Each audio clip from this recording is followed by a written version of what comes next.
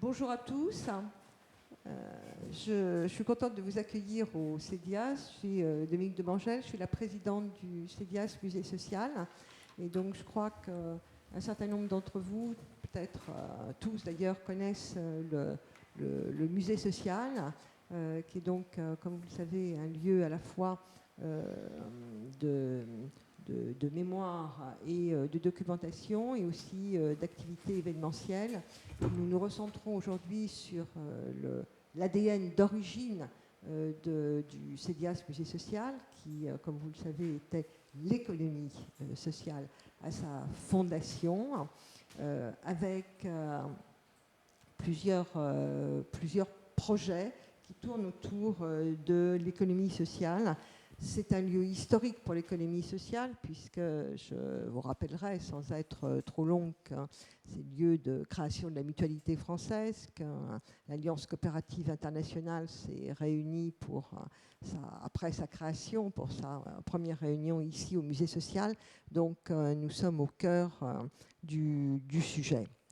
Alors, on avait avec des historiens, avec un groupe d'historiens qui avait initialisé l'année dernière un colloque qui a eu beaucoup de succès. Donc c'est une équipe qui réunissait Timothée Duverger, Patricia Toukas, Michel Dreyfus, Olivier Chaibi, et qui ont lancé un colloque sur l'économie sociale qui a eu un grand succès. Et c'est une occasion aussi où nous avons vu l'ensemble très large du champ de l'économie sociale et des recherches qui n'ont pas encore été faites ou qui demandent à se développer. Donc cette même équipe nous a un peu sollicité pour qu'on continue le travail après le colloque à travers un séminaire sur l'économie sociale dont la première séquence qui s'étendra sur l'ensemble de cette année permettra d'entendre des intervenants de chercheurs, d'universitaires étrangers sur leur propre travail et sur les travaux qui ont été menés dans leur pays. Donc d'ores et déjà, je regarde mon petit papier parce que je n'ai pas toutes les dates en tête, il y a 5 dates qui ont été retenues. La première est celle-ci, mais je vais vous en donner dès maintenant le calendrier. On a un nouveau rendez-vous le 9 décembre en direction du Québec, une autre le 3 février 2022, donc en direction du Royaume-Uni cette fois, le 7 avril vers l'Italie et le 9 juin vers l'Espagne. Donc notre objectif, c'est à la fois de montrer effectivement, de donner une occasion de montrer les travaux qui ont été faits, mais par la même occasion aussi de susciter en France à la fois peut-être une coordination, un enrichissement des travaux, mais aussi d'ouvrir de nouveaux champs de travaux pour des recherches sur l'économie sociale. J'en profite aussi pour vous dire un mot, puisque je parlais tout à l'heure du musée social, sur le fait que nous avons nous-mêmes un projet de portail numérique des archives de l'économie sociale qui permettra aussi de faciliter l'accès à un certain nombre de documents. Donc c'est un vaste chantier que nous commençons maintenant et qui, j'espère, permettra aussi d'enrichir l'ensemble de ces travaux. Donc je ne veux pas être plus longue et je vais passer maintenant la parole à Patricia Toukas pour qu'on en arrive concrètement à notre séance d'aujourd'hui. Et pardonnez-moi, j'aurais dû faire ça bien avant. Je salue évidemment M. Perrin qui nous a rejoints pour cette première séance. Je vais présenter toutes les séances, sauf celle sur la Belgique et la Flandre. J'en suis désolée. Mais merci beaucoup de vous être déplacés et d'inaugurer ce séminaire aujourd'hui. Merci à vous et je pense que Patricia va introduire beaucoup mieux que moi les travaux scientifiques. Merci à tous. Je crois que beaucoup de choses ont déjà été dites. C'est vrai qu'il nous semblait nécessaire dans la première partie de ce séminaire qui va donc se décliner en plusieurs séances de faire un point historiographique sur l'historiographie de l'économie sociale ou de l'économie solidaire, bon, parce qu'on l'appelle différemment selon les pays. Et donc, nous commençons aujourd'hui par le cas de la Belgique avec Luc Peyron. Donc, je vous présente Luc. Luc travaille depuis très longtemps, non seulement sur des sujets d'histoire de l'économie sociale, mais aussi d'histoire sociale, dans un sens plus large. Il a commencé avec un mémoire de maîtrise sur le Parti communiste belge entre 1958 et 1965. Sa thèse de doctorat ensuite portait sur le mouvement syndical des ouvriers du livre en Belgique jusqu'en 1974. Il est depuis assez longtemps maintenant chercheur à l'AMSAB. Il nous présentera l'AMSAB tout à l'heure, qui est un centre de recherche essentiel sur ces thématiques en Belgique, à Gand. Il est spécialisé également dans le syndicalisme socialiste et il a publié divers ouvrages, dont un sur la Fédération générale du travail et divers livres sur le syndicalisme, notamment le syndicalisme socialiste des fonctionnaires, qui, je crois, est actuellement votre sujet de recherche. Il a aussi co-rédigé un ouvrage sur un assureur coopératif et sur la Fédération des mutualités socialistes du Brabant. Luc est également contributeur à la série des biographies Métron pour certains militants belges. Je vais donc lui laisser la parole. Alors, sur des problèmes pratiques, je vous invite à poser vos questions à l'issue donc de cette communication, et il faudrait que vous posiez vos questions oralement, puisque cette séance a vocation à être ensuite postée sur YouTube. Et donc, les contributions orales sont souhaitées plutôt que des interventions dans le chat. Voilà. Donc, je vous invite à prendre la parole à l'issue de la présentation de Luc. Voilà. Luc, je vous donne la parole. Merci. Merci, Patricia. Bonjour tout le monde. Mon intervention sur l'historiographie de l'économie sociale en Belgique se divisera en deux parties évidentes. Dans la première partie, j'aborde brièvement l'évolution historique de l'économie sociale elle-même. Et dans la deuxième partie, bien sûr, j'aborde l'historiographie de cette économie sociale.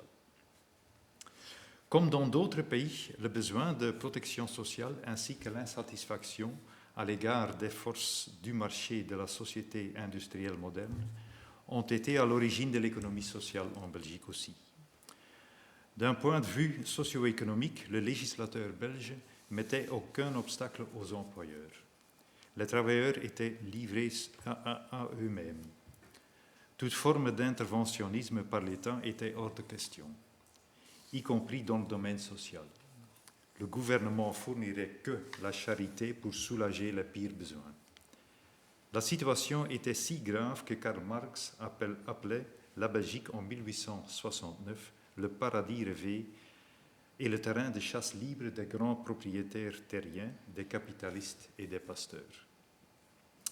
Malgré l'interdiction des coalitions, aussi en Belgique, les travailleurs n'avaient d'autre choix que de s'organiser en propre organisation.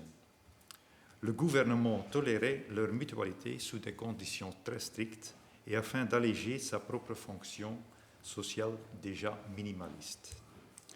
Il tolérait les mutualités d'ouvriers qualifiés plus rapidement et davantage que les organisations similaires d'ouvriers d'usine, parce que les ouvriers qualifiés régulaient le marché du travail local et soulageaient ainsi le système d'assistance publique. La formation de mutualité a été favorisée par une politique prudente de subvention de la part du gouvernement qui devenait de plus en plus généreuse vers 1900.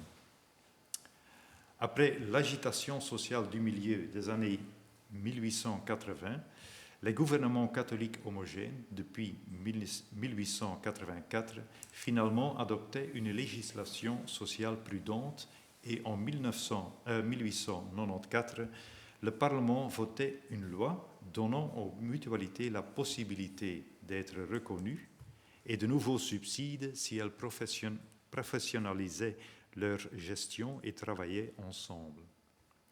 Cette législation était taillé sur mesure pour les mutualités catholiques. Si nécessaire, les conditions de reconnaissance étaient manipulées à leur avantage.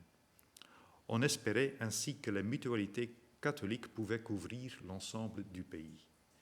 Le législateur catholique voulait ainsi limiter l'expansion des mutualités socialistes.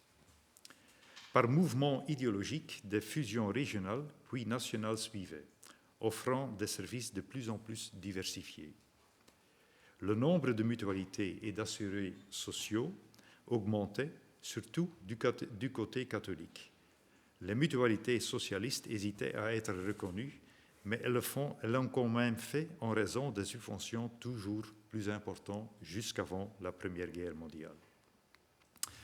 À la fin du XIXe siècle, le législateur instaurait donc une sorte de liberté dite subventionnée afin de donner aux catholiques un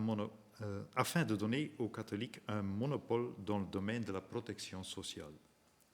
Après la Première Guerre mondiale, les mutualités étaient de plus en plus subventionnées par l'État et depuis 1945, elles se sont intégrées dans le système de sécurité sociale obligatoire alors mis en place, en tant que co-gestionnaire et payeur de prestations de maladie. Ces deux évolutions provoquaient une forte augmentation du nombre d'assurés sociaux et entraînaient une expansion des services mutualistes. Dans l'entre-deux-guerres, les fédérations mutualistes créaient leurs propres cliniques et services ambulatoires, ainsi que des sanatoriums, des cliniques préventives, des services de soins à domicile, etc. Ces services devenaient encore plus importants que le paiement des prestations de maladie et contribuaient à la poursuite de la centralisation des mutualités du même appartenance politique. La mise en place d'un système de sécurité sociale obligatoire après la Deuxième Guerre mondiale permettait aux unions mutualistes nationales d'être reconnues de facto et de participer à la gestion de la sécurité sociale. En raison du caractère obligatoire du système, le nombre d'assurés sociaux augmentait encore et les mutualités redevenaient des institutions davantage axées sur les prestations. Cela évoque l'image de la mutualité comme une institution parastatale qui sert de médiateur entre l'Office national de la maladie et de l'invalidité et les assurés sociaux, et qui se situe donc peut-être en dehors de l'économie sociale. Mais par le biais des assurances complémentaires, les mutualités offraient également des services supplémentaires auxquelles elles ne sont pas légalement tenues et avec lesquels, entre autres, elles concurrencent les assureurs commerciaux.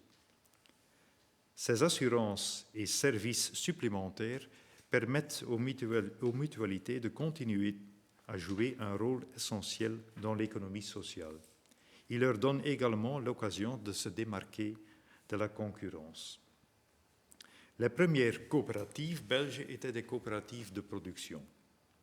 Ils apparaissent vers 1850 et avaient une existence éphémère en raison d'un manque d'argent et d'une mauvaise gestion.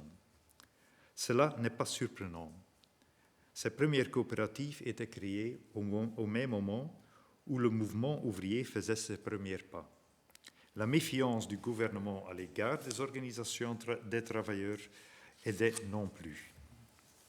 Dans leur première tentative de création de coopératives de production, les travailleurs concernés recevaient peu de soutien idéologique ou logistique de la part des socialistes utopiques ou de la bourgeoisie progressiste. Ces derniers développaient leurs propres initiatives, politiques ou autres, comme le groupement d'achat ou les boucheries et boulangeries municipales, pour maîtriser les prix des denrées alimentaires. Toutefois, elles restaient essentiellement des initiatives caritatives ou philanthropiques. Les coopératives de production n'ayant pas connu un grand succès, le mouvement ouvrier rapidement développait des coopératives de consommation. Bien que la première internationale rejetait les coopératives et surtout les coopératives de consommation, comme un concept libéral et bourgeois. Dans la pratique, certains internationalistes individuels coopéraient à des initiatives locales. Sans succès cependant, là encore, les ressources et les capacités de gestion faisaient défaut.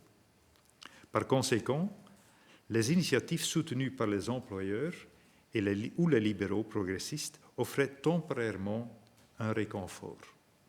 Ces initiatives paternalistes comblaient cependant pas le fossé social et culturel avec le prolétariat industriel. À Gand, autour de l'année 1880, d'anciens internationalistes étaient à la base du Vooruit, en français En Avant, l'une des coopératives de consommation les plus performantes en Europe. La spécificité du Vooruit et plus tard d'autres coopératives socialistes en Belgique était de combiner les préoccupations à court terme du prolétariat avec des préoccupations à long terme, à savoir l'émancipation des travailleurs par l'offre d'une gamme attrayante de produits et de services. Pour une cotisation d'entrée modeste d'1 franc belge dans le temps, chaque travailleur était membre et copropriétaire du Vooruit. Au début de la semaine, les membres achetaient des jetons de pain. Grâce à ce préfinancement, Vooruit disposait de son propre débouché stable. Et en distribuant lui-même son pain, Vooruit coupait la distribution capitaliste. Cela permettait à la coopérative de fournir à ses membres un pain de qualité à un prix normal, ce qui n'était pas si évident à l'époque. Les boulangers modifiaient souvent les poids et les ingrédients de leur pain, tandis que les autorités fermaient les yeux. Le Vooruit bénéficiait également de quelques aubaines. Un four industriel était acheté grâce à un prêt sans intérêt, à une époque où Gand ne comptait que des boulangers artisanaux. Le bénéfice n'était pas versé en espèces, mais sous forme de remises ou de produits nouveaux. De cette façon, Vooruit créait un système économique fermé. La pain était suivi d'autres produits, ce qui donnait à Vooruit l'allure d'un supermarché. En offrant de plus en plus de services, car Vooruit avait par exemple aussi une mutualité en pleine expansion, la coopérative devenait un empire immobilier coopératif avant la Première Guerre mondiale, avec plusieurs maisons du peuple, des entrepôts, des magasins, des usines textiles, même sa propre banque et des intérêts dans des plantations coloniales. Les socialistes gantois ne laissaient aucune occasion inutilisée pour promouvoir leur modèle dans le reste du pays et en Europe. Les socialistes wallons, par exemple, bien que volontaristes, avaient déjà cédé en 1885 après que Vooruit livrait du pain gratuit aux grévistes du bourrinage.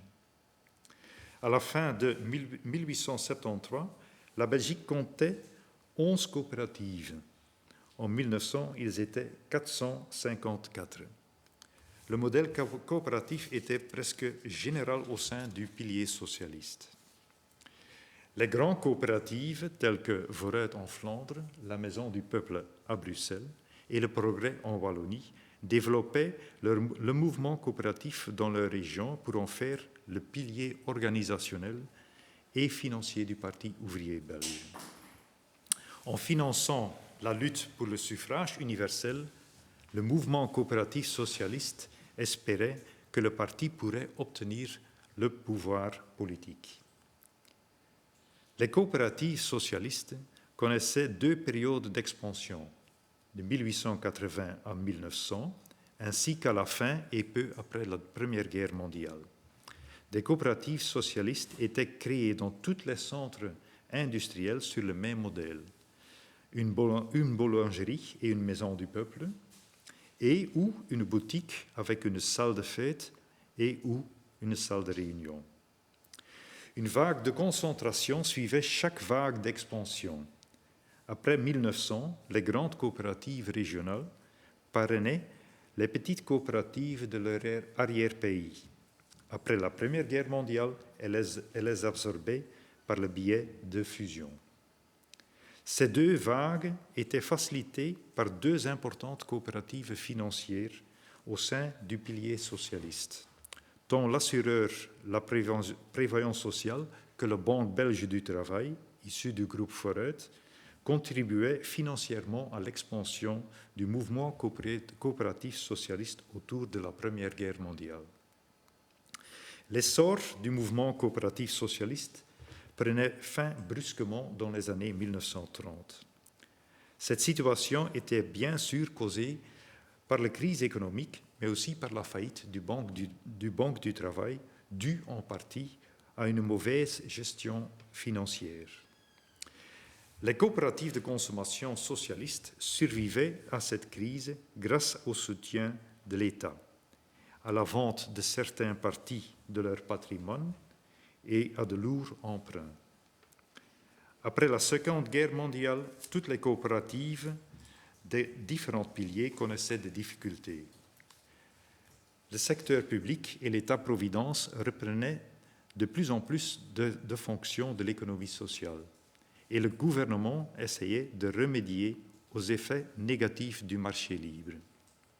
De nombreuses coopératives intégrées à l'économie du marché et l'économie sociale traditionnelle s'ancrait dans l'État-providence nouvellement développé. Les coopératives de consommation, socialistes surtout, connaissaient des moments particulièrement difficiles. Ils ne disposaient pas d'un capital suffisant après 1944 pour se restructurer et se développer à la fin des années 1950 et au début des années 1960 afin de concurrencer la distribution en gros capitaliste en pleine expansion. Au milieu des années 1970, le rôle des coopératives de consommation socialiste prenait fin. La nouvelle organisation faîtière, la Fédération des coopératives de Belgique, ou FEBECOOP, se concentrait principalement sur l'information des consommateurs et la nouvelle économie sociale.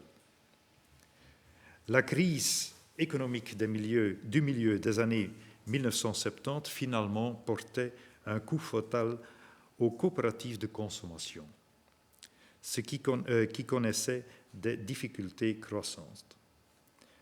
Le mouvement des coopératives chrétiennes de consommation connaissait une évolution similaire, à la différence qu'il prenait son essor qu'après la Première Guerre mondiale.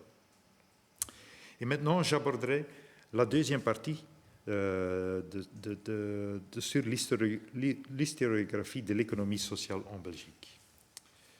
De nombreuses mutualités et coopératives ont écrit ou fait écrire leur propre histoire.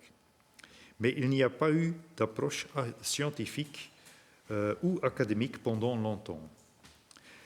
Hendrik de Voort, dans son étude, et je vais le citer en néerlandais premièrement, Werklieden bemint uw profeet, de Belgische sociaaldemocratie in Europa, ou Travailleurs embrassent votre profit, la sociale-démocratie belge en Europe, écrit en 2006, a énuméré un certain nombre de raisons à cela. Il a principalement mentionné le peu d'importance que les coopératives socialistes ont elles-mêmes attaché à la conservation de leurs archives dans le passé. Le deuxième, c'est le fait que l'histoire des coopératives était institutionnelle et donc pas attractive. Et la troisième raison, le fait qu'entre 1080 et 1914, les coopératives ont pris toutes les formes possibles en fonction des groupes sociaux et des mouvements politiques qui les ont créés. Nous parlons d'un part des coopératives de consommation, des coopératives de production, des coopératives de crédit ou agricoles, etc. Et d'autre part des travailleurs, des agriculteurs, des employeurs, des commerçants, mais aussi des catholiques, des socialistes, des anarchistes, des libéraux, etc. Les coopératives de travailleurs en particulier ont été longtemps ignorées car, et je cite ici Charles Guide, la coopération a eu cette malheureuse chance d'être trop bourgeoise pour les socialistes, tout en étant trop socialiste pour les libéraux et trop libérale pour les catholiques. Parce que les coopératives ont pris de nombreuses formes différentes et ne s'inscrivaient pas dans les divisions sociales et politiques traditionnelles, elles ont longtemps été ignorées par les historiens universitaires. Ce n'est que lorsqu'ils se sont intéressés aux conséquences socioculturelles de notre société de consommation contemporaine que leur intérêt pour les coopératives s'est accru. Ainsi, l'intérêt pour les coopératives est apparu au moment où la consommation a été généralement acceptée comme un objet de recherche mature.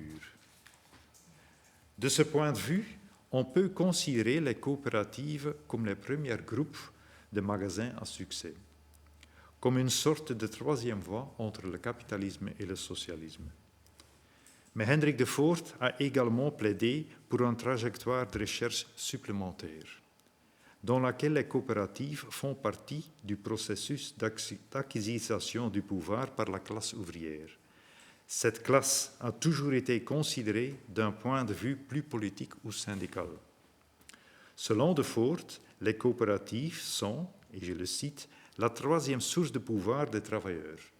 Leur utilisation collective de pouvoir d'achat n'a pas été suffisamment prise en compte dans le passé.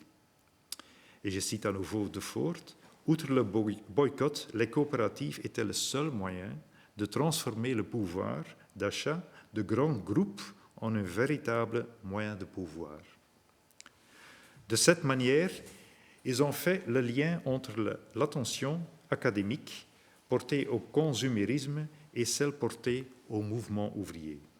Selon Hendrik de Voort, il y a toujours un grand intérêt pour le mouvement ouvrier lui-même, comme, et je le cite à nouveau, la force qui changerait en profondeur toutes les relations sociales.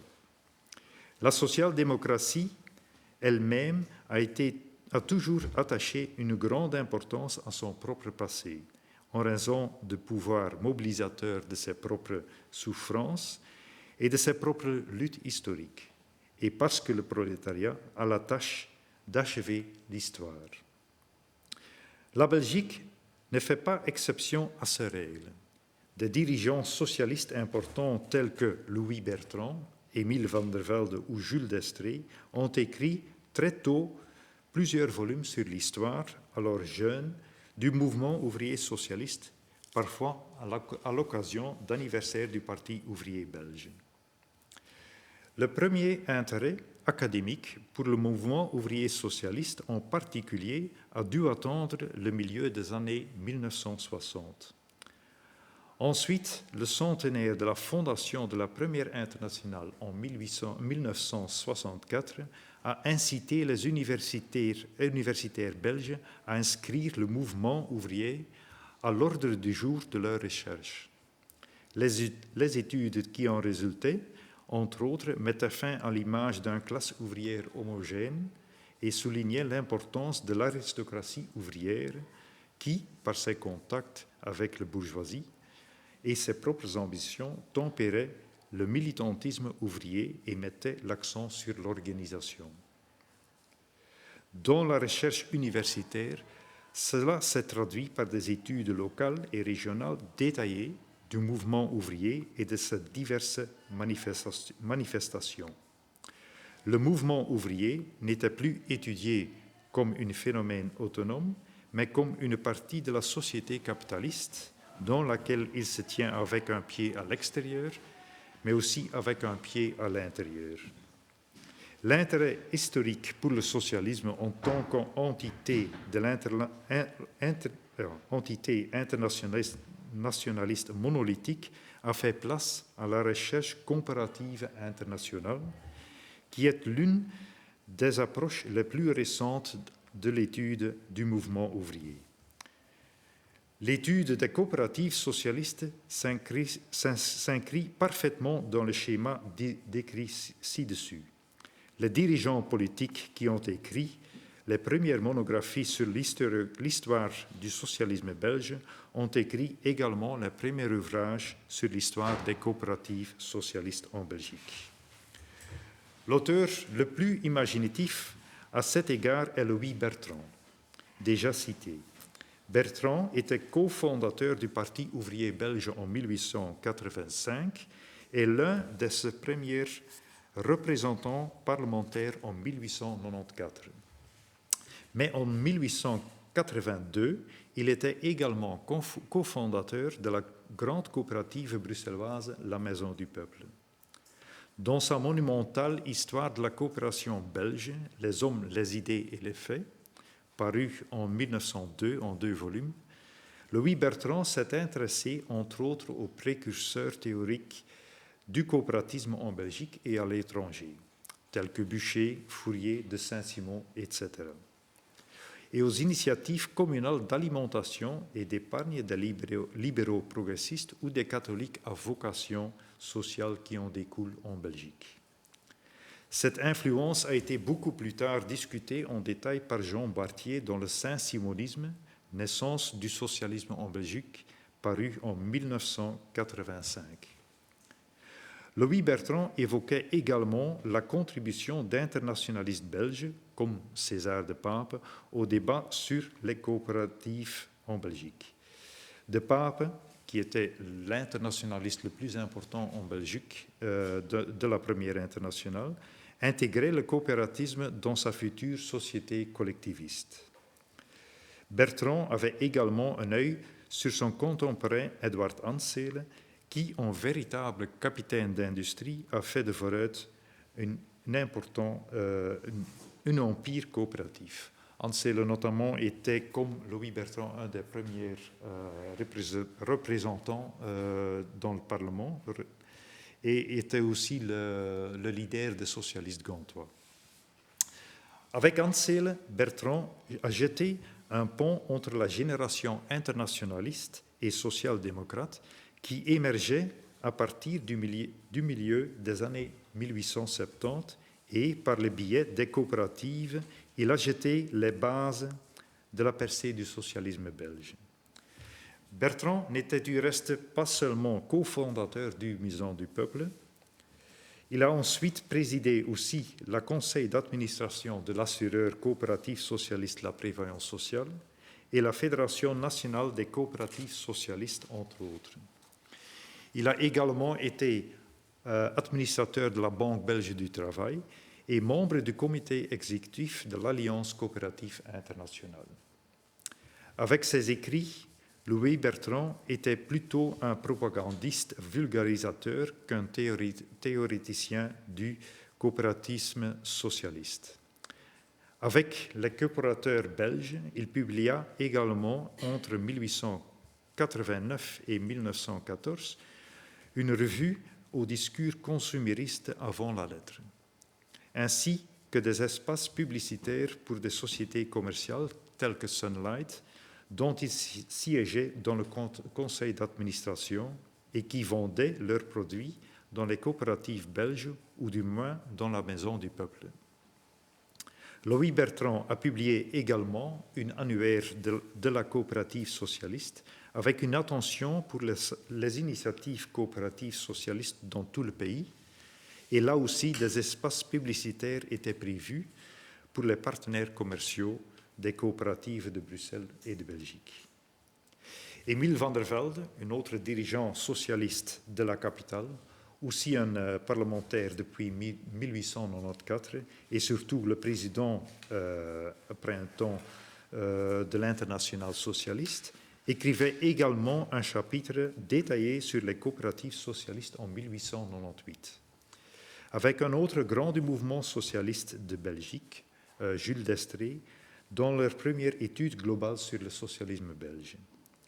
Émile van der Velde a répété cet exercice en 1925 et en 1935 à l'occasion respectivement du 40e et du 50e anniversaire du Parti ouvrier belge. Ce parti n'était pas une partie purement politique avant 1914, c'était surtout un conglomérat d'organisations socialistes. L'adhésion impliquait que quiconque était membre d'un syndicat socialiste, d'une mutualité socialiste ou d'une coopérative socialiste était d'office également membre du parti lui-même. Et les militants politiques, de l'autre côté, étaient supposés d'être affiliés à un syndicat socialiste, à une mutualité socialiste et être clients d'une coopérative socialiste. Dans l'entre-deux-guerres et la période qui a suivi immédiatement la Seconde Guerre mondiale, l'intérêt pour les coopératives socialistes était également au centre d'intérêt pour les personnes concernées. Dans la première période, c'était Louis de Broecker qui assumait ce rôle, mais plutôt d'un point de vue théorique. Après la Seconde Guerre mondiale, Victor Servi a publié un ouvrage en plusieurs volumes sur l'histoire du mouvement coopératif en Belgique et ses principaux protagonistes, entre autres avec un répertoire biographique. Victor Servi était notamment administrateur de la Maison du Peuple de Bruxelles de 1888, rédacteur du Coopératif belge depuis 1894, cofondateur, secrétaire et membre du conseil d'administration de la centrale d'achat, Fédération nationale des coopératives socialistes depuis 1900, administrateur de la Banque de Belge du Travail de 1913, etc. Le travail de Servi est considéré comme de moindre qualité que celui de Louis Bertrand, entre autres parce qu'il était trop orienté vers le mouvement coopératif socialiste. Mais après la Seconde Guerre mondiale, le premier intérêt académique pour le phénomène des coopératives apparaît à l'Université de Liège avec un cours sur le mouvement coopératif sous la direction de Paul Lambert, qui s'est développé ensuite pour devenir le Centre international de recherche et d'information sur l'économie coopérative syriaque. Dans son ouvrage « La doctrine coopérative de 1959 », Lambert a décrit la coopérative comme, et je le cite, une entreprise constituée et dirigée par une association d'usagers appliquant en son sein la règle de la démocratie et visant directement au service à la fois de ses membres et de l'ensemble de la communauté. Lambert soulignait l'importance d'une économie coopérative autonome et démocratique avec un lien nécessaire avec le secteur public, une idée qui résonnait avec le municipalisme socialiste du passé. L'intérêt autrement limité pour le mouvement coopératif entre 1944 et 2000 environ a beaucoup à voir avec le fait que cette période coïncide avec le déclin de ce mouvement coopératif. En s'appuyant sur un certain nombre de thèses de licence, une certaine attention était accordée au secteur coopératif qui prospérait au cours de cette période. Je pense ici au secteur financier, avec l'étude « Histoire de l'épargne socialiste » menée par Els Witte du Vrije Universiteit de Bruxelles, le pendant flamand de l'Université libre de Bruxelles, et de René de Pretre en 1989. Et plus tard avec l'étude d'Eric Geerkens, moi-même, Anne Vincent et Hubert van Humbeek sur l'assureur coopératif Prévoyance et Voorzorg de 2007. Au milieu des années 1980, l'histoire des coopératives a connu également un regain d'intérêt de la part de l'historiographie des maisons du peuple. Le professeur italien Maurizio Dell'Innocenti de l'Université de Sienne a notamment invité les chercheurs européens à travailler ensemble sur le thème des maisons du peuple / coopératives, les deux étant trop souvent associés à tort. Les coopératives ont été presque toujours à la base des maisons du peuple, mais pas nécessairement dans un réflexe coopératif. Parfois, les maisons du peuple étaient créées par des coopératives comme annexes pour vendre leurs produits, mais il n'était pas rare que la coopérative soit également la forme juridique nécessaire pour créer une maison du peuple. Qu'une certaine confusion se soit installée au fil des années autour du concept de maison du peuple n'est pas si étrange quand on sait que la plus importante coopérative bruxelloise des années 1880, la boulangerie coopérative ouvrière de Bruxelles, a choisi assez vite le nom de la maison du peuple. Identifier les deux n'était donc pas toujours une bonne idée, mais elle donnait un élan important à l'étude de l'histoire des coopératives en Belgique. Ceci a débouché sur le numéro double et spécial de 1991 de la revue belge d'histoire contemporaine sur le thème du mouvement coopératif en Belgique. Ce numéro double comprenait des contributions de Jean Puissant sur l'histoire et la théorisation des coopératives belges jusqu'à cette époque et des contributions de plusieurs historiens sur les coopératives régionales, le mouvement coopératif chrétien, les coopératives socialistes d'entre-deux-guerres, l'assureur socialiste La Prévoyance sociale et le mouvement des femmes coopératives socialistes. Le grand mérite de ce numéro thématique est d'avoir tenté pour la première fois de donner une vision globale de l'historiographie du mouvement coopératif, entre autres en valorisant un certain nombre de mémoires de licence de cette période. Après le numéro thématique, le mouvement coopératif a continué de faire l'objet d'une attention particulière dans diverses universités. La Vrije Universiteit Bruxelles, comme j'ai dit, le pendant flamand de l'Université libre de Bruxelles, a organisé des séminaires sur ce thème sous la direction d'Elswitte et de Guy van Temse.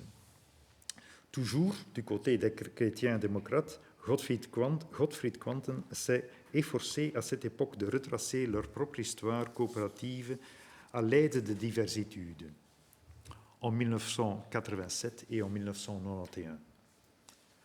Au début du XXIe siècle, l'AMSAP, l'Institut d'histoire sociale, a produit des inventaires d'archives des coopératives, par exemple la Maison du Peuple ou la Prévoyance sociale, et des associations coopératives nationales, les prédécesseurs de FEBECOOP, et les introductions érudites à ces inventaires constituent également une contribution importante à l'historiographie du mouvement coopératif socialiste. Et enfin, en 2006, Hendrik de Voort a donné une impulsion importante à l'étude du mouvement coopératif socialiste. Il a relancé l'historiographie du mouvement coopératif en discutant dans une perspective consumériste et comparative internationale la coopérative en tant qu'instrument de mobilisation du pouvoir d'achat de la classe ouvrière comme moyen de pouvoir au sein et contre la société capitaliste. Il a souligné également le rôle exemplaire des coopératives telles que Vooruit et la Maison du Peuple pour les coopératives ailleurs en Europe et dans le monde. Dans son sillage, d'autres études ont été publiées qui mettaient en évidence cette fonction exemplaire, notamment en ce qui concerne la coopérative Vooruit à Gand. Cependant, nous attendons toujours des études qui font de même pour d'autres coopératives socialistes, comme par exemple la Maison du Peuple à Bruxelles ou le Progrès de Jolimont. Comme les coopératives, les mutualités ont été longtemps négligées dans l'historiographie belge. Un premier constat que l'on peut faire par rapport aux coopératives est l'intérêt plutôt limité du mouvement mutualiste pour sa propre histoire. Jusqu'aux environs de la Seconde Guerre mondiale, peu d'histoires de mutualités individuelles ou de mutualités régionales ou nationales sont apparues, aussi complètes et amples que l'étude de Louis Bertrand sur les coopératives belges au début du XXe siècle. Destré et Van der Velde, dans leur étude sur le Parti ouvrier belge, ont accordé d'attention aux mutualités, mais pas avec la même intensité qu'aux coopératives. En 1930, Arthur Junio, le secrétaire général de l'Union nationale des mutualités socialistes, a tenté de faire une synthèse de 100 ans d'organisation mutualiste en Belgique. Mais à part de quelques brèves histoires de mutualités professionnelles locaux, c'était tout. En soi, cela surprend réellement. Comme nous l'avons mentionné, les mutualités ont été parmi les premières organisations de travailleurs à avoir une existence continue. Cela s'explique par le fait qu'elles ont suscité moins d'opposition de la part de la bourgeoisie et du gouvernement, et par le fait qu'elles ont été subsidiées par le gouvernement dès le début, bien de manière prudente. Cela les a rendues moins sujettes à la loi du trial and error que les syndicats et coopératives pendant une grande partie du XIXe siècle. En outre, le fait que la première mutualité professionnelle était fondée par des ouvriers qualifiés et que la première mutualité catholique et libérale était patronnée par la bourgeoisie a accru leur viabilité. Pourtant, cela ne s'est pas traduit par de nombreux travaux historiques sur les mutualités et le mutualisme avant la Seconde Guerre mondiale. Pour expliquer cela, nous pouvons nous inspirer d'Hendrik de Voort. Ce qui est vrai pour les coopératives l'est encore plus pour les mutualités. L'histoire des mutualités est généralement institutionnelle et donc peu attrayante pour les historiens. Le fait que les mutualités ont été assez rapidement encapsulées dans le système de sécurité sociale belge, laissant de moins en moins place à leur propre développement, n'a certainement pas contribué à les rendre plus attractives aux yeux des jeunes historiens qui ont tendance à préférer des organisations et des institutions plus dynamiques. L'historien gantois Raf van Lerberghe, qui a été l'un des premiers à écrire une histoire complète d'une mutualité, a décrit comme suite en 1979 la réticence des historiens à écrire sur la mutualité. Et je le cite, « Nous devons avouer qu'au départ, nous avions nous-mêmes peur de ne produire qu'un résultat particulièrement terne.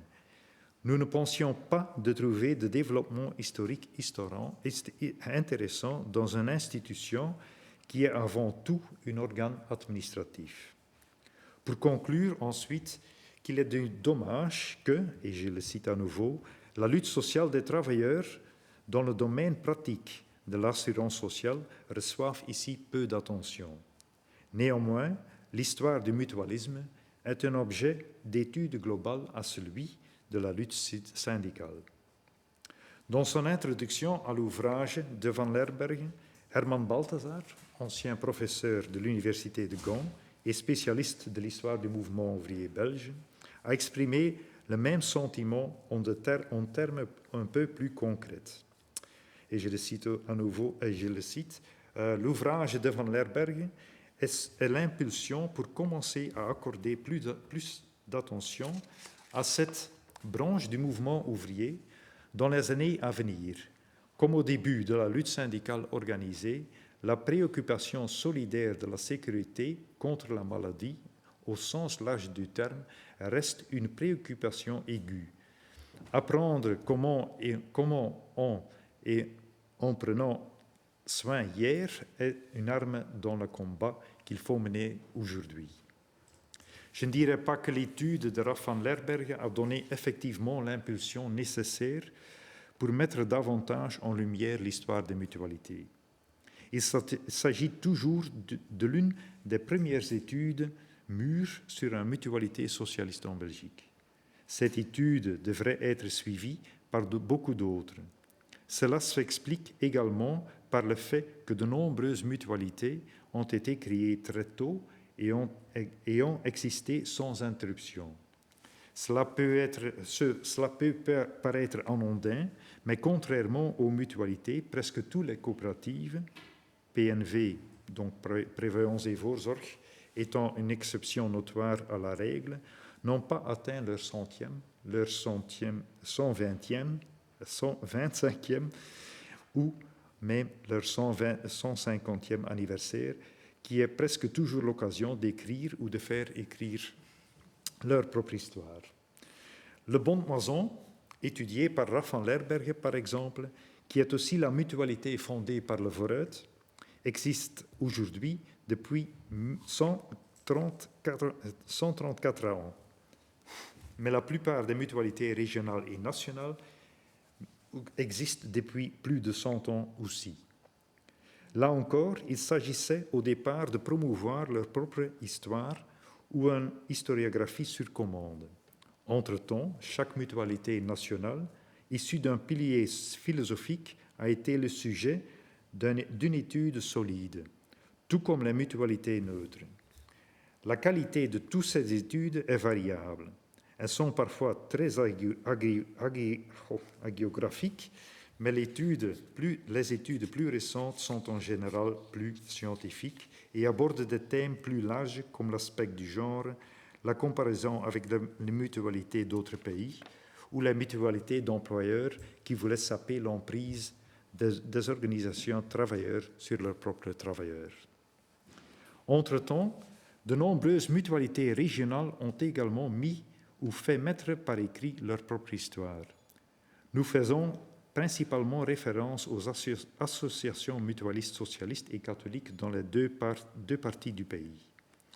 Toutes ces histoires nationales, régionales et ou locales n'ont pas toujours été commandées, mais elles ont parfois fait l'objet de recherches historiques indépendantes et ou scientifiques.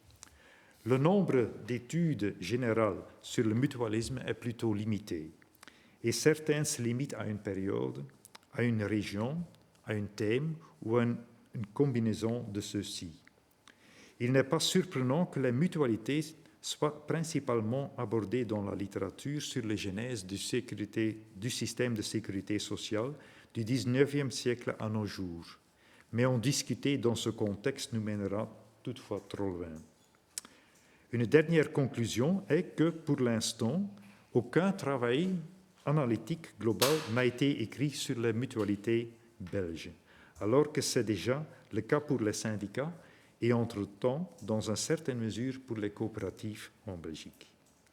L'une des raisons de cette situation pourrait être l'implication institutionnelle des mutualités dans le système de sécurité sociale obligatoire, ce qui fait qu'elles sont principalement perçues comme de simples institutions de paiement et non comme un sujet attrayant pour les jeunes scientifiques, ce qui, bien sûr, fait beaucoup d'injustice à leur genèse parfois très fascinante et au rôle important qu'elles ont joué dans l'émancipation des travailleurs. Je vous remercie, Luc, pour cette présentation très intéressante. Et il était effectivement nécessaire de commencer par la présentation des différentes formes d'économie sociale, de l'histoire des différentes formes d'économie sociale en Belgique, sujet sur lequel nous, Français, nous sommes très peu au courant. Donc tout cela a été très utile. Et avant de passer à l'historiographie, je vous ai entendu évoquer les syndicats. Donc une première question, ensuite je laisserai la parole aux auditeurs qui le souhaitent. Voilà. Est-ce que les syndicats sont considérés comme faisant partie de l'économie sociale en Belgique? Ils ne sont pas considérés comme faisant partie de l'économie sociale, mais je trouve qu'il y a une sorte d'analogie entre les syndicats et les mutualités en Belgique. À cause du fait que les syndicats avaient dès le début, donc dès la moitié du XIXe siècle, leur propre assurance sociale. Et surtout, notamment l'assurance chômage, qui n'était pas organisée par l'État d'aucune manière. Et si on voit l'évolution de l'assurance chômage en Belgique, l'assurance chômage syndicale en Belgique, et l'évolution du mutualité, des assurances sociales des mutualités, il y a une certaine analogie. Par exemple, dès le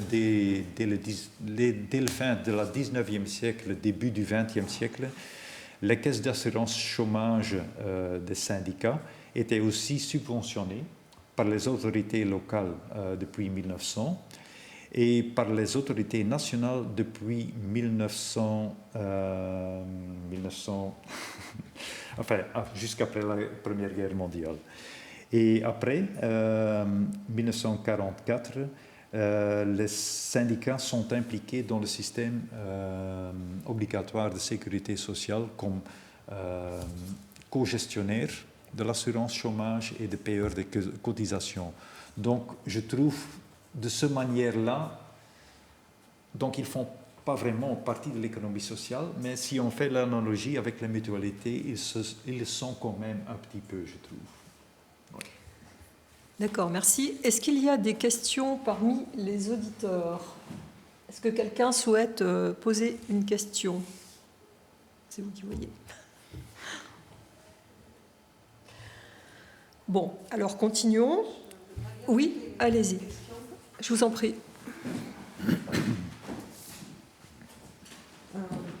Pardonnez-moi, mais c'est une question qui vous paraîtra peut-être marginale, mais qui porte dans la première partie de votre exposé. Vous avez mentionné sur les coopératives de consommateurs le fait que très souvent ces coopératives avaient des activités multiples. Et ça, je trouvais que c'était très intéressant parce que c'est un peu les problématiques qu'on retrouve aujourd'hui un peu avec les tiers-lieux, c'est-à-dire avec l'idée de mettre en partage des activités multiples, des solidarités qui relèvent de champs un peu différents. Donc, je voulais savoir si vous pouviez nous dire un petit mot là-dessus ou si ça correspondait bien aux observations qui avaient été faites. Oui.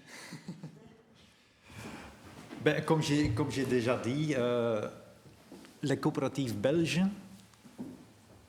mais il faut voir ça sur les divers niveaux, bien sûr, parce qu'une coopérative dans un petit village, c'est quelque chose d'autre que dans une ville comme Bruxelles ou Gand. Mais les grandes coopératives, par exemple, ils avaient leur propre mutualité, qui était même à l'origine de certaines grandes mutualités régionales. Par exemple, le Bond Maison, qui était la mutualité de la coopérative Reut, et maintenant était à l'origine des mutualités socialistes de province de Flandre orientale. Orientale suisse, c'est ça.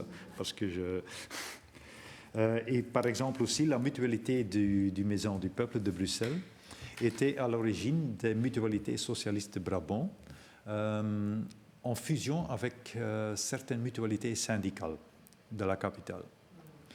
Mais d'autre côté, il y avait aussi, mais c'est à cause des Maisons du Peuple, une activité très diverse organisée autour des coopératives, mais dans les Maisons du Peuple, par exemple. Le Vreut, par exemple, il avait un cinéma. Le Vreut avait aussi sa propre chorale. Le Vreut avait aussi ses propres cercles sportifs. Football, de gymnastique et des choses pareilles, sa propre bibliothèque aussi, mais aussi, comme j'avais dit, leur propre banque, des intérêts dans les institutions, des plantations communales, même des fabriques textiles, tant de choses. Mais c'était divers dans les diverses régions de Belgique, et aussi avec la grandeur des villes ou les petites communes. Donc, il y a des variations là-dedans. Mais c'était très divers, vraiment très divers. Alors, justement, est-ce que vous remarquez des conceptions différentes de l'économie sociale du côté flamand et du côté wallon, par exemple? C'est difficile à dire. Aujourd'hui, si on voit l'économie sociale aujourd'hui, c'est bien le cas. Donc, par exemple, en Flandre, dans la conception de l'économie sociale aujourd'hui, on ne tient pas compte des coopératives traditionnelles, je veux dire traditionnelles, ou des coopératives issues d'origine d'un pilier, ou des mutualités, tandis qu'en Wallonie, on fait ça quand même. Donc, en Flandre, ce sont surtout les initiatives... pas de chômage, mais des projets de... Comment je dirais? Je ne trouve pas mes mots toujours en français, mais... Pour promouvoir l'emploi, peut-être? Pour promouvoir l'emploi. Ça, c'est quelque chose qui est important en Flandre, et aussi dans la littérature contemporaine de l'économie sociale nouveau. Tandis qu'en Wallonie, c'est une sorte de, oui, comment je dirais, une tradition historique de tenir compte avec les mutualités et coopératives quand on parle de l'économie sociale historiquement, mais aussi de l'économie sociale aujourd'hui. Et je pense que c'est aussi un peu la conséquence d'une communautarisation du pays, où en Flandre, on vote plutôt centre-droite jusqu'à l'extrême droite, tandis qu'en Wallonie, c'est comme une miroir, on vote plutôt centre-gauche et même radicaux-gauche aujourd'hui. Oui, et ça se traduit aussi dans les chiffres de l'économie sociale nouvelle aujourd'hui, où en Flandre, on ne tient pas compte avec le nombre d'employés dans les coopératives et les mutualités, tandis qu'en Wallonie, on fait cela quand même, oui. Donc là, il y a des différentes approches de l'économie sociale historiquement et surtout une autre approche de l'économie sociale nouvelle. Eric. Alors, question. Je ne vois pas de question. Les personnes sur Zoom ne veulent pas poser de questions, peut-être qu'il faut poser la question. Oui, alors est-ce que quelqu'un parmi les auditeurs souhaite poser une question? Vous pouvez prendre la parole. Hein. Non. Oui, les auditeurs en visio. Bien, bon, alors moi je vais vous poser aussi une autre question donc, qui intéressera peut-être davantage les chercheurs ou les étudiants qui souhaiteraient investir ces sujets. Et nous souhaiterions effectivement que les jeunes générations investissent ces sujets. Un chercheur donc, qui souhaite travailler sur le mouvement coopératif en Belgique, que ce soit en Wallonie ou en Flandre, qu'est-ce qu'il a à sa disposition comme archives? Où trouve-t-il les archives? Quels sont les centres de recherche, etc. Ben, premièrement, je vais faire du réclame pour mon Bien sûr. institution. Ne vous en privez pas. L'AMSAP, Institut d'Histoire Sociale. L'AMSAP était à l'origine l'archive du mouvement socialiste gantois, pour en dire. Mais ça a évolué tout le temps. Donc, au début, on était une institution gantoise. Mais au fur et à mesure, on a pris ou on a reçu d'autres archives plutôt nationales et aussi de plusieurs organisations. Donc aujourd'hui, par exemple, ou après un certain temps, l'AMSAP, Institut Histoire Sociale, conserve par exemple aujourd'hui les archives de la Fédération Générale du Travail de Belgique, mais aussi de l'Union Nationale des Mutualités Socialistes de Belgique, et aussi de FEBECOOP, qui est le coupole des coopératives aujourd'hui. Et de cette façon-là, on a reçu aussi les archives des prédécesseurs de FEBECOOP, de tous les prédécesseurs. L'AMSAP a aussi les archives de mutualités régionales, des coopératives différentes comme le Vooruit ou comme la Maison du Peuple, et comme la prévoyance sociale, par exemple. Et on a aussi les archives flamandes du Parti socialiste belge. Progressivement, dans le temps, l'AMSAP Histoire sociale a aussi étendu son champ d'action aux organisations de la gauche radicale et aux partis et mouvements écologistes et aux organisations du tiers ou quatre mondes. Et du quatre mondes. Par exemple, l'AMSAP aujourd'hui a aussi les archives du Greenpeace Belgium et les archives des mandataires communistes ou des politiciens écologistes. Notre matériel qu'on a à l'AMSAP, ce sont les archives, les journaux, les magasins, les choses traditionnelles. Mais je dois aussi avouer que l'AMSAP n'est pas le seul joueur en Belgique en ce qui concerne les archives. Mais c'est le plus grand. Et ça a quelque chose à faire que l'AMSAP est la seule institution du mouvement socialiste en Flandre. Tandis qu'en Wallonie, il y a diverses institutions qui s'occupent, je ne vais pas dire des archives socialistes, mais des archives de gauche.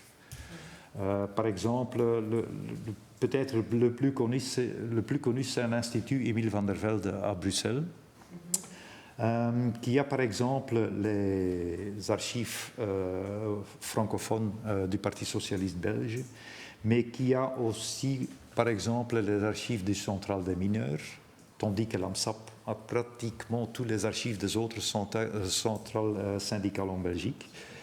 Mais l'IEV, donc l'Institut Emile van der Velde, a aussi par exemple les archives de Louis Bertrand, que j'ai déjà mentionné, et d'Emile van der Velde.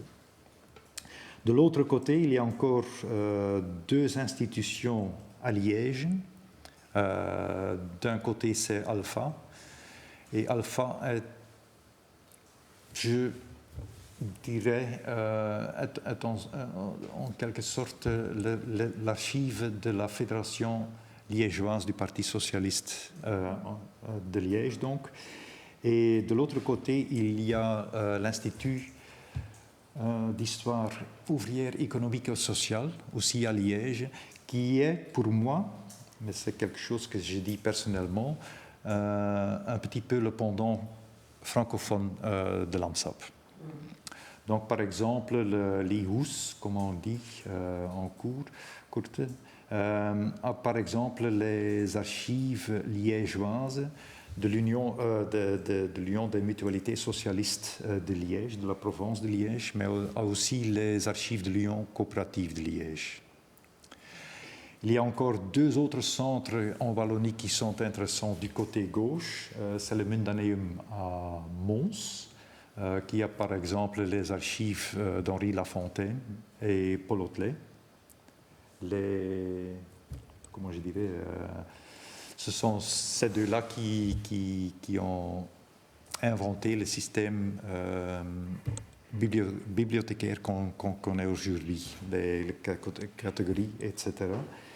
Et de l'autre côté, il y a le Centre-Forsoc, mais je ne sais plus quel est le nom complet, à Charleroi, mais c'est plutôt une institution syndicale, archiviste, c'est plutôt un archive du mouvement syndical de la région ou de la province d'Hainaut. De l'autre côté, en Flandre, il existe aussi des archives similaires comme l'AMSAP du côté catholique, ça c'est le CADOC, du côté des libéraux, ça c'est le libéral archive ou les archives libérales en français, mais aussi les nationalistes flamands ont leur propre institution d'archives et aussi les communistes. Les communistes ont aussi leurs archives en Wallonie et les libéraux aussi en Wallonie. Tandis que du côté du mouvement ouvrier chrétien, en Wallonie, on a aussi le CAROP. Je dois une fois voir le nom complet, c'est Centre d'animation et de recherche en histoire ouvrière et populaire, qui se situe en Braine-le-Comte, je pense, et qui ont par exemple aussi des archives de mutualité et de coopératives du côté chrétien. Plutôt du côté francophone, tandis que le CADOC, c'est l'Institut catholique, c'est un institut archives et bibliothèque catholique du côté flamand, qui a les archives pas seulement flamands, mais aussi nationales de certaines institutions mutualistes et coopératives. Des ressources archivistiques en fait très riches. Très riches, mais très dispersées. Oui, c'est ça. Oui. Mais la Belgique est quand même un territoire assez... Oui. C'est faisable. Jean-Louis, je crois que Jean-Louis Bancel, avez demandé la parole. Oui, tout à fait. Alors, je vais vous remettre la vidéo, pardon. Bonsoir à tous. Merci. En tout cas, là, je suis un peu gêné parce que je n'ai pas pu entendre toute la présentation, mais bon, j'ai capté l'essentiel.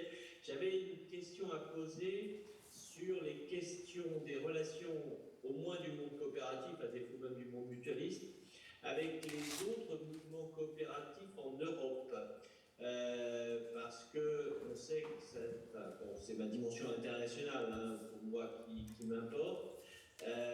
Dans l'internationalisme coopératif, les Britanniques ont souvent joué un rôle de locomotive, de référentiel, etc. En tout cas, en France, on sait très bien, à l'époque de Charles Gide, il y avait l'idée d'imiter ou de s'inspirer beaucoup des Britanniques. Est-ce qu'il y a beaucoup eu d'études sur ce sujet-là, sur le mouvement coopératif belge et les autres mouvements coopératifs des autres pays avoisinants, et pas simplement la France, hein, je pense surtout à la Grande-Bretagne, bien sûr.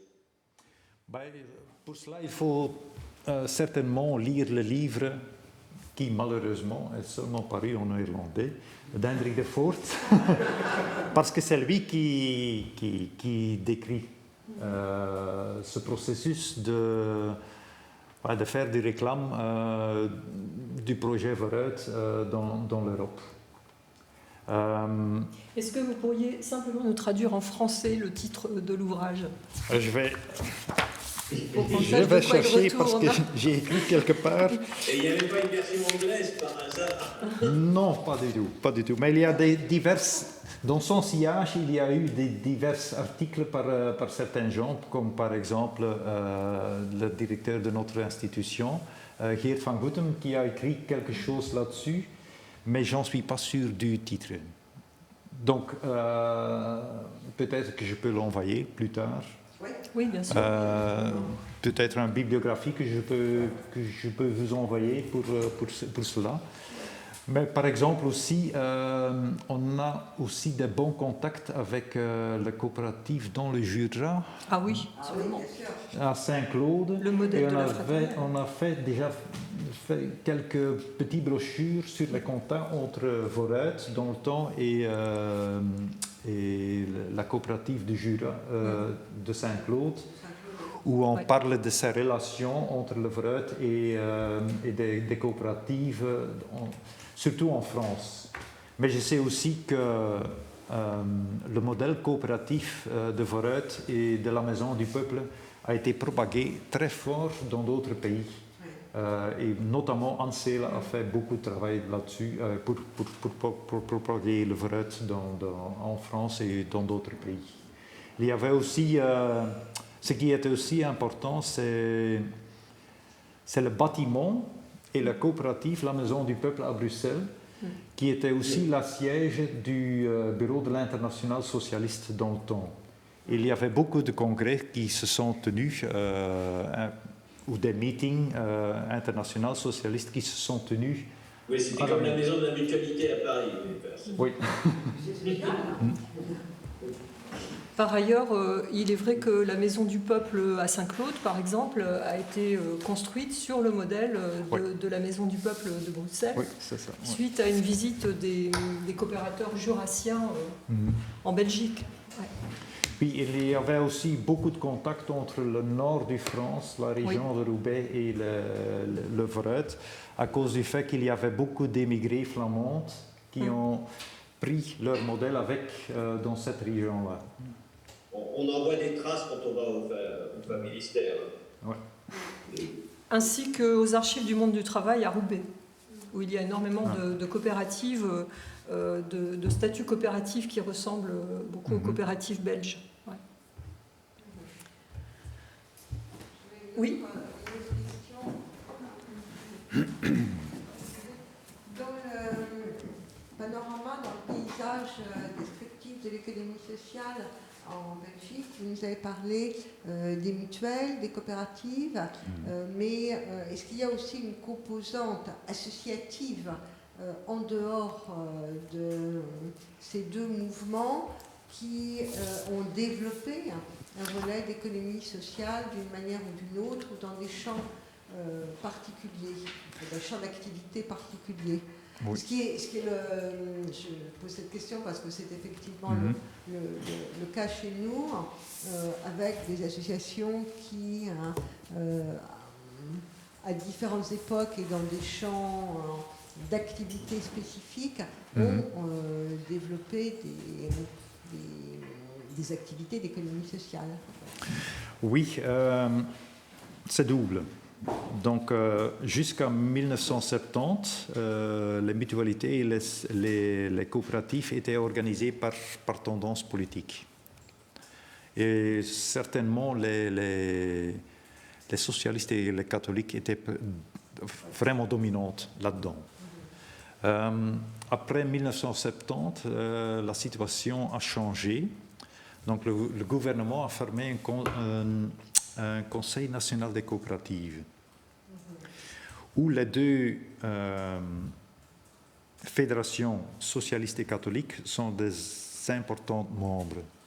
membres importants. Mais pour le reste, je ne pense pas qu'il y avait vraiment beaucoup d'initiatives de grouper des coopératives, par exemple neutrales ou quelque chose. Donc, de ce Conseil national des coopératives, il y a seulement un petit nombre de coopératives qui sont membres de cela. Je peux, si vous me permettez, je peux une fois voir dans les chiffres que j'ai... Je vais une fois voir mes excuses pour cela. Ben oui, donc par exemple...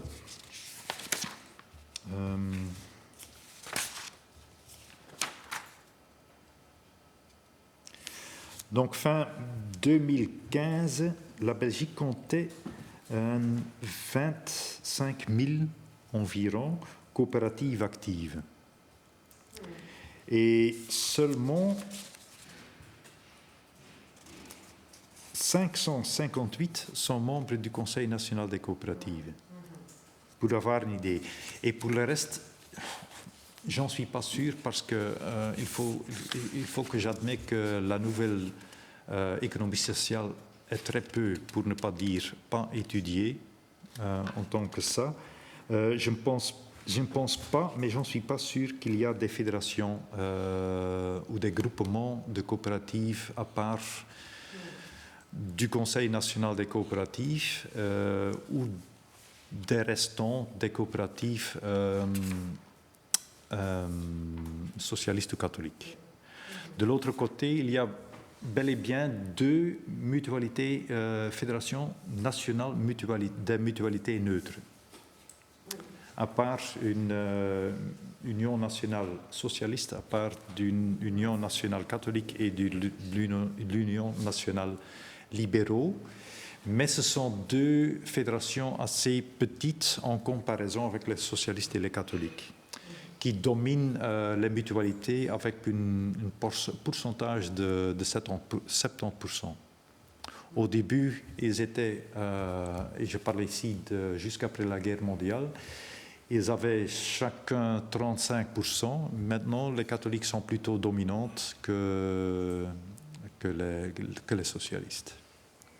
Mais aussi à cause du fait que les catholiques sont plutôt dominantes en Flandre et du fait que Flandre, comme population, a beaucoup plus de citoyens. Donc, de cette manière-là, les catholiques sont devenus la plus grande mutualité des deux.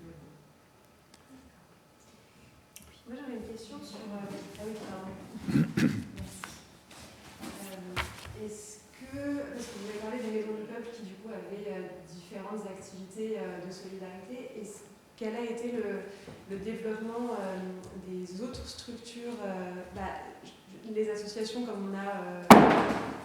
Comme en France, je ne sais pas quel est le statut exact en Belgique, mais l'équivalent des associations loi 1901. Est-ce qu'il y a un mouvement qui s'est développé en parallèle des coopératives ou est-ce que ça s'est développé au sein des maisons du peuple? Et du coup, aujourd'hui, qu'en est-il? Quelle a été la trajectoire finalement Oui, c'est une discussion qui est assez difficile à cause du fait que la ligne entre les maisons du peuple et les coopératives est assez, comment je dirais, floue parfois. mais en tout cas, si on voit la réalité sur le terrain, et je parle surtout plutôt des petits villages, c'est surtout une question des maisons du peuple. La vie associative dans les communes comme des petites communes dans les provinces de Liège ou dans la Flandre.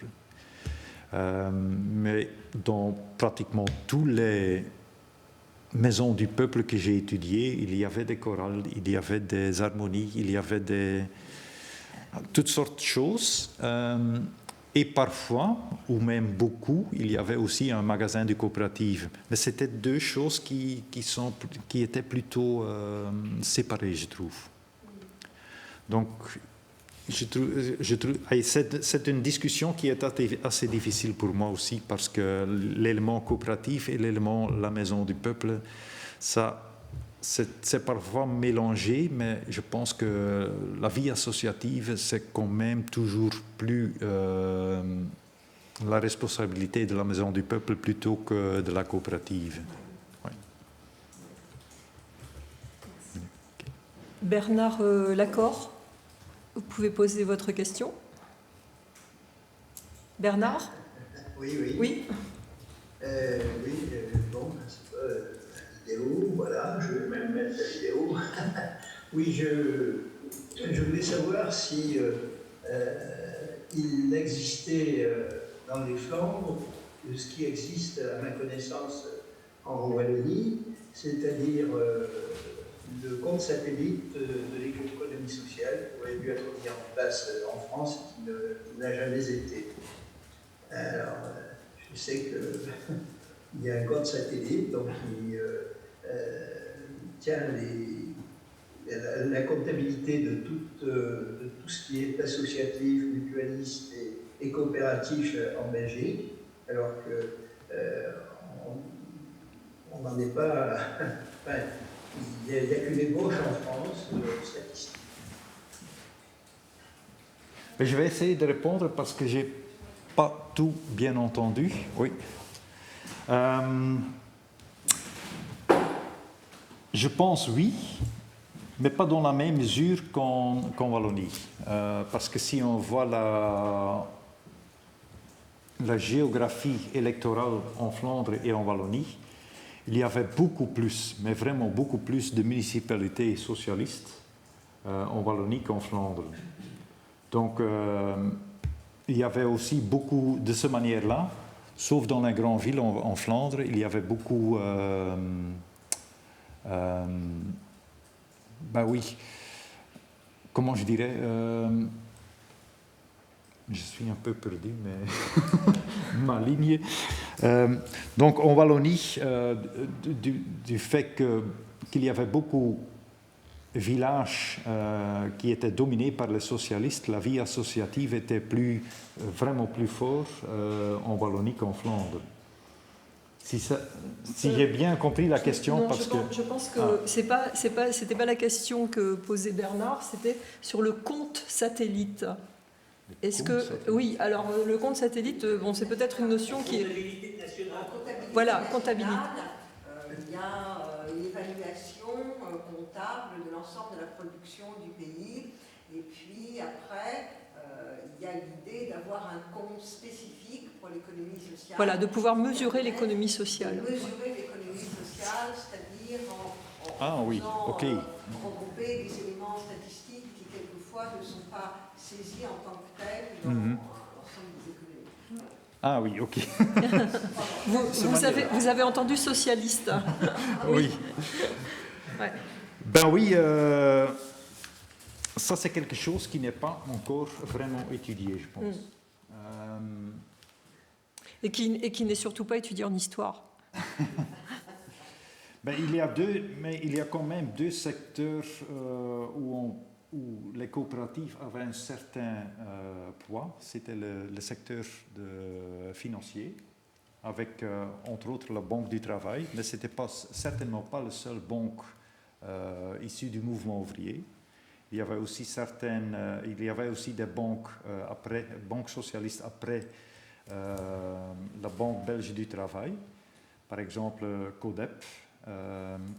et ils étaient encore plus forts du côté catholique. Il y avait diverses banques coopératives chrétiennes, mais je n'ai pas les chiffres de, comment je dirais, de calcul ou des statistiques de cela.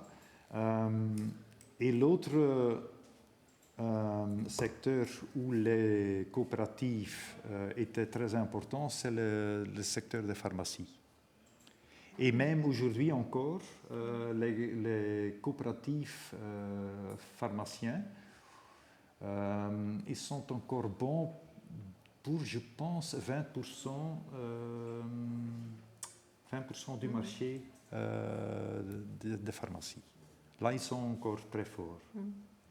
Et pour la période actuelle, j'ai encore des chiffres, mais là aussi, je dois revoir une fois, parce que je ne les connais pas de ma tête. Donc, je reviens à la chiffre de fin 2015. Il y avait 25 000 coopératives. Ils étaient à ce moment-là bons pour 5,5% du produit intérieur brut et 2,9% de la masse totale salariale totale versée par l'ensemble des employeurs belges. Mais je parle de l'importance de la nouvelle économie sociale. Je n'ai pas vraiment des chiffres de la période avant 1970 et je ne pense même pas que c'est quelque chose qui n'est pas vraiment... Ouais. Alors, vous pourriez nous repréciser ce que vous entendez par nouvelle économie sociale? Ben, la nouvelle économie sociale... Donc, ce sont surtout des initiatives, à nouveau, j'ai là le problème de promouvoir le travail. Ce sont des firmes ou des organisations qui essayent de mettre au travail des groupes ciblés, comme on dit en néerlandais. C'est ce qu'on appelle en France insertion, en fait, insertion professionnelle. Oui. Mais en France, c'est plutôt le secteur associatif. Ah oui, voilà. Donc, certainement en Flandre, cet aspect est très, très important. L'aspect du travail des groupes ciblés dans des ateliers protégés, par exemple, des ateliers sociaux, des magasins à recyclage et des choses pareilles. Ben oui, mais comme j'ai dit, j'ai donné les chiffres, ces coopératives ou ces associations sont surtout actives dans le secteur tertiaire et de moindre, comment je dirais, ils sont moins actifs dans le secteur secondaire et primaire, mais quand même les plus grands coopératives pour le moment en Belgique, ce sont des coopératives dans le secteur primaire. Primaire, oui. Ce sont Ce sont les plus grandes coopératives, mais ce ne sont pas celles qui sont particulièrement en essor aujourd'hui. Ça, c'est plutôt dans le tertiaire. Oui. C'est une tendance qu'on observe aussi en France, évidemment. Mais je ne peux pas donner des chiffres pour la période avant 1970, parce que je ne les ai pas et ils ne sont pas étudiés non plus. D'accord. Jean-Louis Bancel, une question? Oui, merci Patricia. Oui, j'avais une autre question parce que la Belgique, c'est aussi la patrie du Syriac. Le Syriac. Et c'est même là aussi un autre sujet très intéressant. Conceptuellement, c'est cette problématique de rapprochement, de convergence même entre secteur des services publics et secteur de ce que nous on appelle l'économie sociale, en tout cas historiquement l'approche coopérative. Est-ce qu'il y a, d'un point de vue historique, des études, non pas sur qu'est-ce qui a fait la genèse du Syriac, mais quelle a été l'influence du Syriac en tant que lieu d'idées, un laboratoire d'idées, sur les mouvements d'économie sociale, et entre autres les mouvements de mutualité, les mouvements coopératifs belges, ou est-ce que c'est vraiment un truc d'intello, enfin je suis un peu méchant, mais qui est tout seul dans son coin, et qui a peu d'influence en fait sur les mouvements eux-mêmes? Je sais qu'il y avait un historique sur le Syriac qui est paru il y a une dizaine ou une vingtaine d'années. Je n'en suis pas sûr des dates, mais là aussi je peux retracer sa référence et le transmettre plus tard. Je vais le Ce qui m'importe dans la question que je pose, c'est on voit souvent l'étude d'un point de vue des historiens qui est comment l'évolution du monde réel, disons, fait naître dans l'histoire des idées politiques, fait naître des lieux d'idées, on dirait aujourd'hui des think tanks ou je ne sais quoi. Je trouve, mais ce n'est pas une critique hein, vis-à-vis des historiens, je pense qu'il nous manque souvent l'approche qui est de dire en quoi les think tanks, en quoi les lieux regroupement des intellos influencent les mouvements. Ou plus généralement, est-ce qu'ils influencent le mouvement? Oui, Ou pas. Ou pas. Donc on étudie l'aller, on étudie beaucoup moins le retour. Ben, je pense... C'est pas une critique, il y a des historiens présents. Je pense qu'il y a une influence, mais qu'il est plus fort en Wallonie, en la partie francophone de Belgique qu'en Flandre, oui. Et même aujourd'hui, il y a beaucoup d'études du Syriac sur la nouvelle économie sociale qui sont assez suivies dans la littérature pour le moment, oui. Ouais.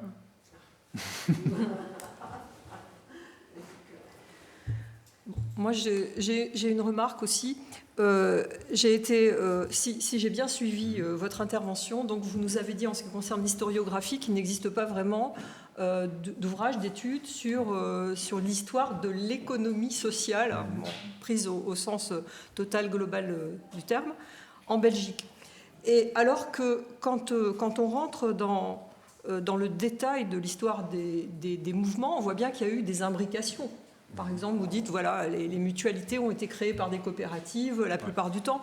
Donc, voilà, tout ça est très imbriqué. Alors qu'en France, on a une vision très statutaire de l'économie sociale qui donc rejaillit sur les études historiques.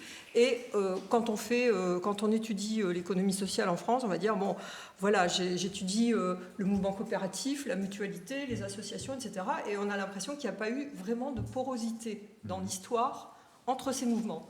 Mais malgré ça, il y a en France des ouvrages historiques sur l'économie sociale. Et il n'y en a pas en Belgique. Donc ça m'interpelle. Oui, c'est juste. Moi, j'ai vraiment pas trouvé d'histoire sur l'économie sociale en Belgique en tant que... on y trouve vraiment... C'est pas une obligation, hein. C'est peut-être pas pertinent du tout, d'ailleurs. Donc, oui, non, c'est une remarque. Mais... Oui, je peux le soutenir, en tout cas, parce que en Belgique, les mutualités sont décrites par mouvance idéologique, mais ils sont pas... Il y a peu d'études comparatives entre ces diverses mutualités de divers mouvances politiques, par exemple. Il n'y a certainement pas une étude globale de l'économie sociale jusqu'avant 1970, et même après 1970, il y a des maigres études. Et s'il y a des études, ils ont le focus sur la région en Flandre, oui, ou la région en Wallonie, ou à Bruxelles, parce que la plupart des entreprises de la nouvelle économie sociale se situent aussi en Wallonie et à Bruxelles. Oui, là, il y a une vision différente. Mais même, je pense qu'on trouve rarement des bonnes études sur l'économie sociale en Belgique francophone, par exemple, sauf quelques études de Jacques Deforny du Syriac. Là, on a des bonnes études. Patrick. Patricia a souligné au début de la présentation que vous étiez un contributeur du dictionnaire du mouvement ouvrier belge. Et donc on a aussi en France le dictionnaire biographique du mouvement ouvrier, mouvement social, le fameux Métron. Les coopérateurs y sont un peu représentés, mais on est très frappé par la quasi-absence de militants mutualistes. Ouais. Et est-ce que le même divorce est observable dans le dictionnaire du mouvement ouvrier belge? Ou du moins une partie des mutualistes, puisque en fonction de leur idéologie politique, est-ce que ça a du sens? Et je vais même élargir ma question, est-ce que ça aurait du sens de mettre des coopérateurs catholiques dans le dictionnaire du mouvement ouvrier belge, ou est-ce que là il y a un interdit? Est-ce que vous pourriez expliciter la part des militants de l'économie sociale belge dans le dictionnaire du mouvement ouvrier belge? Oui, c'est certainement possible, à cause du fait que certainement dès la Seconde Guerre mondiale, les organisations et les associations de l'économie sociale chrétienne étaient plus grands que les associations socialistes, par exemple. Surtout en Flandre, à nouveau, mais à cause du fait qu'il y a beaucoup de que la population de Flandre est plus grande que la population wallonne. Même au niveau national, par exemple, les organisations catholiques, ou je vais dire chrétiens, du mouvement ouvrier chrétien et de l'économie sociale du pilier chrétien, sont plus grands que les... plus grands sont... Oui, plus grands, mais pas trop grands que les organisations et associations de l'économie sociale socialiste.